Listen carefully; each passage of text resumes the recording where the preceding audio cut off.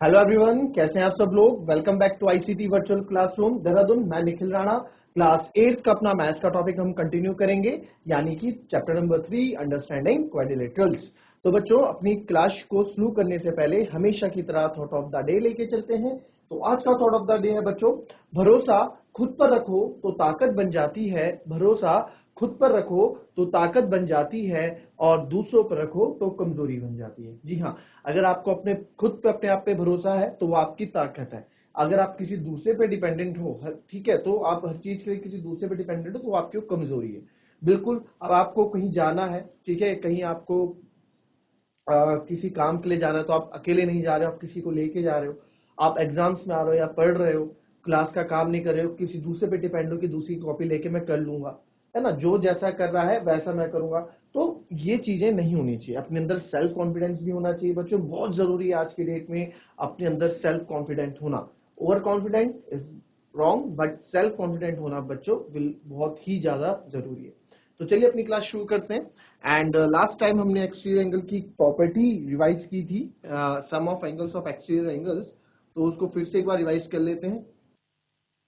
चलिए, sum of external property, exterior angle की property मैंने आपको समझाई थी, इसको थोड़ा बहुत रिवीजन कर लेते हैं एक बार। और साथ ही साथ इससे रिलेटेड एक क्वेश्चन भी हमने किया था, ठीक है, यहीं से ये प्रॉपर्टी का मैंने आपको बताया था कि प्रॉपर्टी कैसे हम यूज करेंगे। तो चलिए फिर से एक ले लेते हैं कि हमारे पास एक एंगल ट्रायंगल था, एंगल ए बी सी, एक त्रिभुज था, ठीक है, ट्रायंगल ए बी सी। अब क्या क्या इसको मैंने थोड़ा बाहर एक्सटेंड कर दिया तो एक भारी एंगल बन गया एक्स, यानी कि बाह्य बाह्य कोण, है ना। इसको क्या बोलेंगे हम? बाह्य कोण, बाह्य कोण, ठीक है, बाह्य कोण। तो ये हमारा एक्सटीरियर एंगल हो गया, बाह्य कोण हो गया। तो अब इसको हमें निकालना है, ये हमारा बाह्य कोण यानी कि एक्सटीरियर एंगल, ठीक है।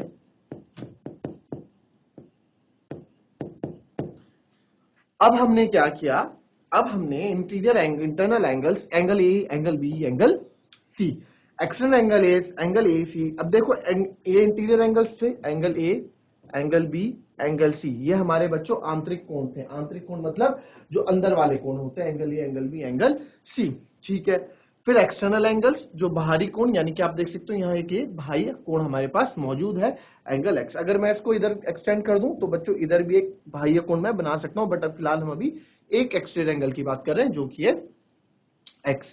तो इसको नाम अगर मैं दूंगा ए सी डी, तो एंगल ए सी डी भी बोल सकते हैं और इसको हम एंगल एक्स भी बोल सकते हैं।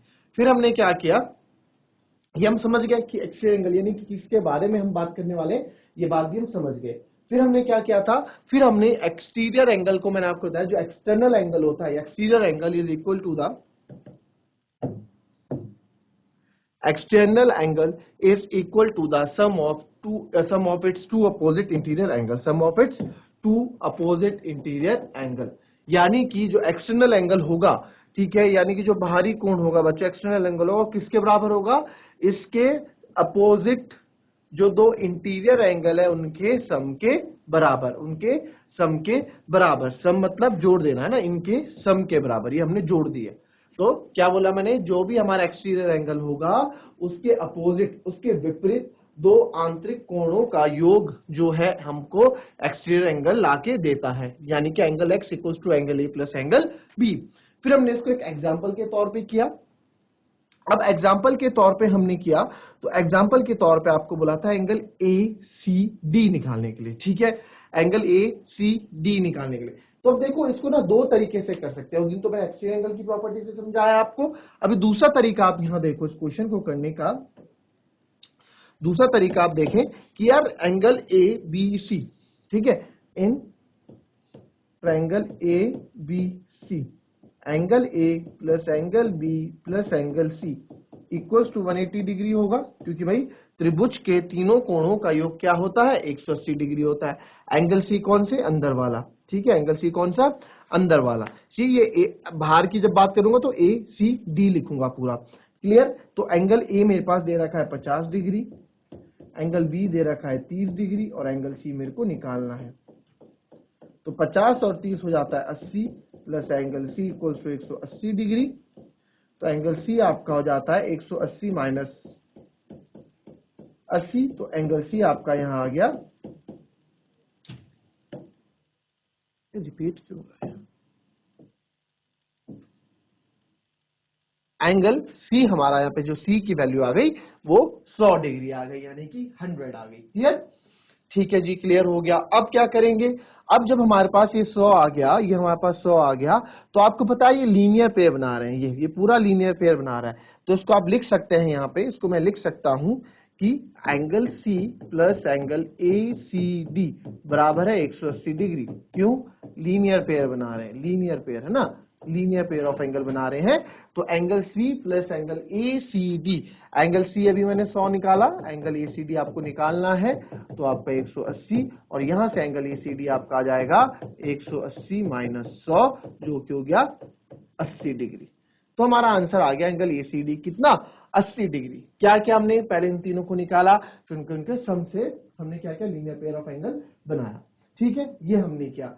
अब क्या कर सकते हैं, चलो जी, ये तो एक मेथड हो गया, बढ़िया। अब देखो दूसरा मेथड हमने क्या किया, दूसरा मेथड बहुत इजी यहाँ पे हमने किया है कि दूसरा मेथड हमने, भाई हमें बाहर वाला एंगल निकालना था और हमें अंदर वाला गिवन नहीं था, है ना, हमें अंदर वाला गिवन नहीं था, तो आपने मैंने क्या बताया था कि जो एंगल सी होगा ए सी डी, अपोजिट जो इसके हैं angle A plus angle B के बराबर होगा। एक्सटीरियर एंगल प्रॉपर्टी या एक्सटर्नल एंगल प्रॉपर्टी बोल सकते हैं, एक्सटीरियर एंगल की प्रॉपर्टी, और हिंदी वाले बच्चे लिखेंगे बाहरी कोण गुणधर्म। ठीक है, बाहरी कोण के गुण, अकॉर्डिंग टू बाहरी कोण के गुणधर्म।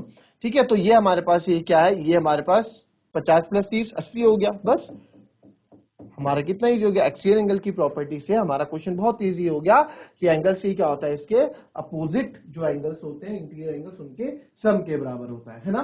तो ये था।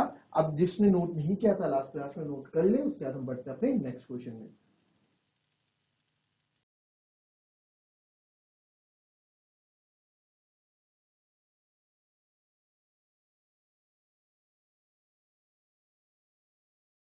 चलिए, अब हम करेंगे नेक्स्ट।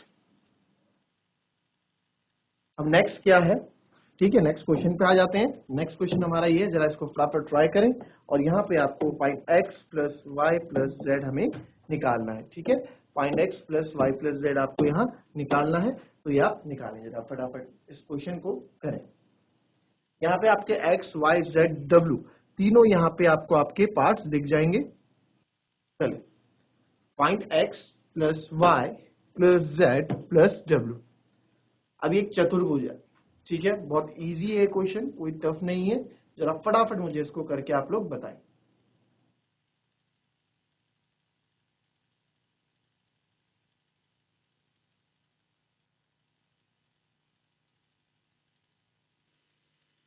चलिए देखेंगे इस क्वेश्चन को। अब इसमें क्या है, ये एक चतुर्भुज है, देखो कितने एंगल है इसमें, एक भुजा ये हो गई, एक भुजा ये हो गई, और एक भुजा ये हो गई, और एक भुजा ये होगी, है ना। तो कितनी भुजाएं हमें दिखी, 1 2 3 4। तो आप इन जो ये वर्टिसेस जहां पे मिल रहे हैं, इनको नाम भी आप दे सकते हैं, इनको हम let A B C D भी कर सकते हैं। तो हमने इसे ए नाम दे दिया, इसे बी नाम दे दिया, इसे सी नाम दे दिया, और इसे डी नाम दे दिया। तो अब इसमें क्या हमने किया, अब इसमें क्या हम कर सकते हैं, आप वो देखें। तो अब यहां देखो एंगल x प्लस 120, ठीक है, इक्वल्स टू 180 बना रहा होगा। क्यों? Because linear pair of angles, यानी कि रैखिक युग्म के कोण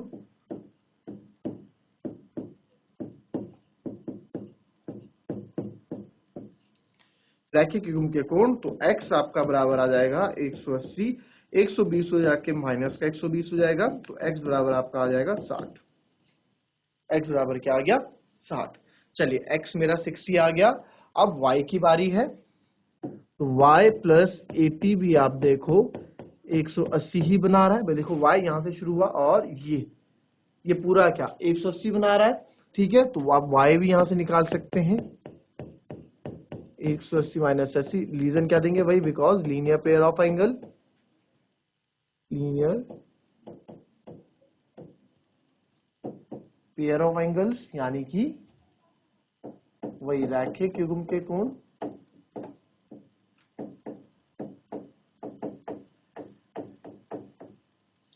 ठीक है, ठीक है। रैखिक क्यूब के कोण, तो यहां पे भी y मेरा कितना आ गया, 180 में से 80 गया 100। ठीक है, फिर हम z के पास आते हैं, तो z के पास again z plus 60 degree equals to 180 degree. Same linear pair आप कर दोगे और z यहां से आ जाएगा 180 माइनस 60, तो z आ गया 120। अब बचा मेरे पास w निकालना, तो w के लिए मेरे को ये चाहिए होगा भाई, ऐसे तो निकल नहीं सकता w, है ना, ऐसे तो निकल नहीं सकता, बट मेरे को z निकालने के लिए, w निकालने के लिए कौन सा, ये वाला एंगल चाहिए, ये वाला एंगल। तो आप बोल सकते हो इन क्वाड्रिलेटरल ABCD, यानी कि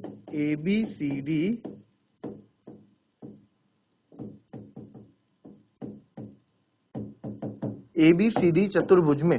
ठीक है, अब जिसने पढ़ा उनको आपको पता है ABCD, हमें पता है कि क्वाड्रिलेटरल के चारों कोणों का योग, यानी कि किसी भी चतुर्भुज के चारों कोणों का योग, कौन से, आंतरिक इंटरनल एंगल्स, ये भी याद रखो, इंटरनल एंगल्स अंदर के जो कोण होते हैं उनका योग 360 डिग्री होता है। ठीक है, 360 डिग्री होता है, तो आप लिख सकते हैं angle A plus angle B plus angle C plus angle D बराबर 360।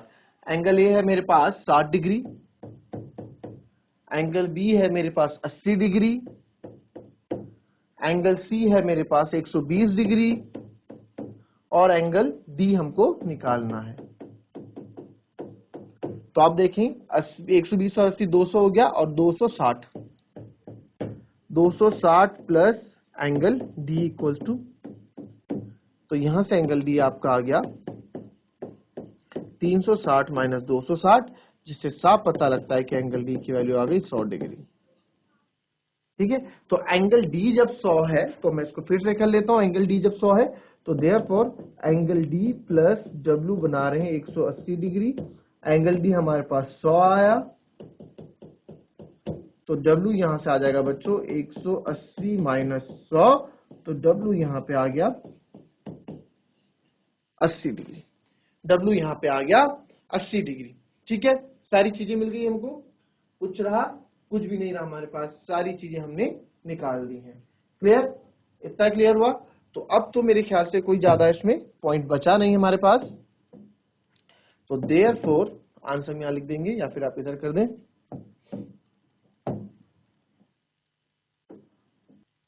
तो therefore x plus Y plus Z plus W बराबर क्या होगा, x कितना आया था मेरा 60, y था 100, z था 120 और w था 80। तो कितना हुआ, 120 और 80 200, और 60 और 160 160, प्लस ये हो गया 200, और ये आ गया आपका 360 डिग्री आंसर। तो हमारा आंसर क्या आ गया बच्चों, 360 डिग्री हमारा आंसर आ गया। ठीक है, ये आंसर क्यों आया, ये आंसर क्या है, इसके बारे में आगे हम समझेंगे। अभी ये बहुत इंपॉर्टेंट चीजें अभी आई हैं इसमें, फटाफट नोट कीजिए, पूरा टाइम मैं आपको दूंगा, फटाफट इसको कॉपी करें।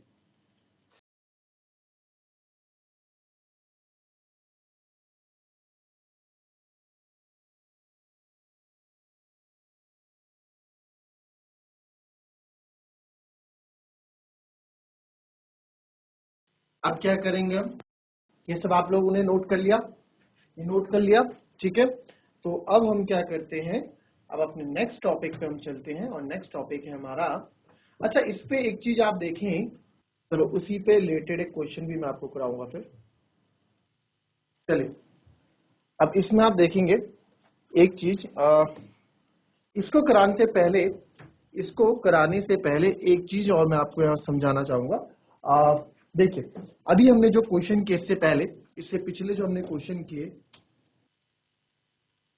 चलिए इससे पहले जो हमने क्वेश्चन किए थे बच्चों ये, ठीक है, आप एक चीज देखना, इसमें हमने क्या निकाला, इसमें हमने निकाला find x plus Y plus Z plus W, यानी कि हमने निकाला x, हमने निकाला y, हमने निकाला z, हमने निकाला w। तो इससे क्या पता लगा, ये क्या था, एक्सटीरियर एंगल्स। सारे के सारे हमारे क्या है, एक्सटीरियर एंगल्स हैं कि नहीं है, है ना, सारे के सारे हमारे एक्सटीरियर एंगल हैं। ठीक है, अब देखो पीछे भी आ जाते हैं, इससे पहले वाला क्वेश्चन भी देख लेते हैं। इसमें क्या क्या था भैया आपने,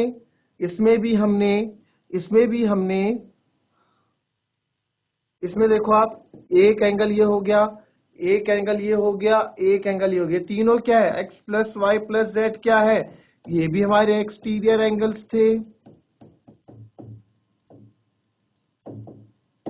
ये भी हमारे बाह्य कोण थे, यानी कि भार वाले कोण थे, है ना। इनका आंसर क्या आया था बच्चों, 360। क्या आया था, इनका योग क्या आया था, 360। आगे बढ़े, अभी जो हमने क्वेश्चन किया, इन चारों का योग क्या आया था, 360। और इनमें दो और चीज क्या कॉमन है, एक तो भाई दोनों का जो योग आया 360 डिग्री आया, दूसरी चीज क्या कॉमन है सर, दूसरी चीज हमारे इसमें ये कॉमन है कि ये दोनों आपके एक्सटीरियर एंगल्स थे, ये दोनों क्वेश्चन आपके एक्सटीरियर एंगल्स थे, दोनों क्वेश्चन आपके बाह्य कोण के थे। ठीक है, तो इससे हम किस रिजल्ट में निकले, इससे हम इस रिजल्ट में निकले बच्चों, इससे हम इस रिजल्ट में निकलते हैं कि इससे हम इस रिजल्ट में निकलते हैं, the sum of the measure of the sum of the, ठीक है, the sum of the measures of the measures of the external angle of a polygon is 360 degree, is 360 degree। ठीक है, the sum of the measures of the external angles of any कर दो इसको, of external angle of any polygon, कोई सा भी बहुभुज आपके पास हो तो उसका एक्सटर्नल एंगल्स का जो सम होगा वो हमेशा 360 डिग्री होगा। ठीक है, ये समझ में आया, तो इसको लिख सकते हैं, तो अगर मैं लिखूं,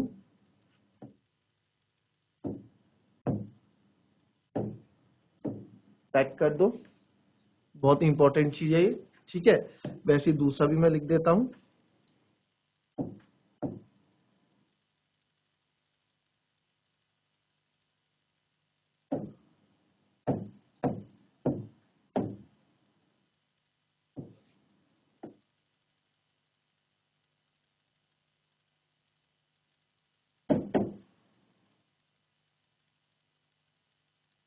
ठीक है, तो ये हमारा हो गया। अब इसमें लिखेंगे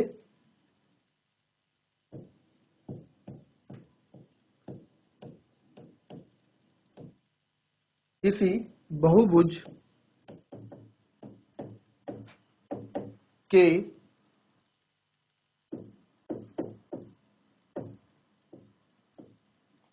भा या फिर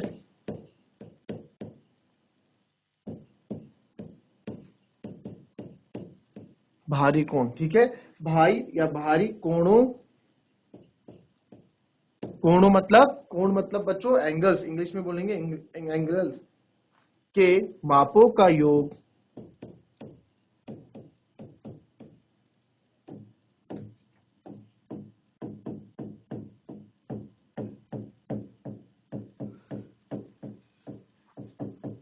तीन 360 डिग्री होता है। ठीक है, आई बात समझ में,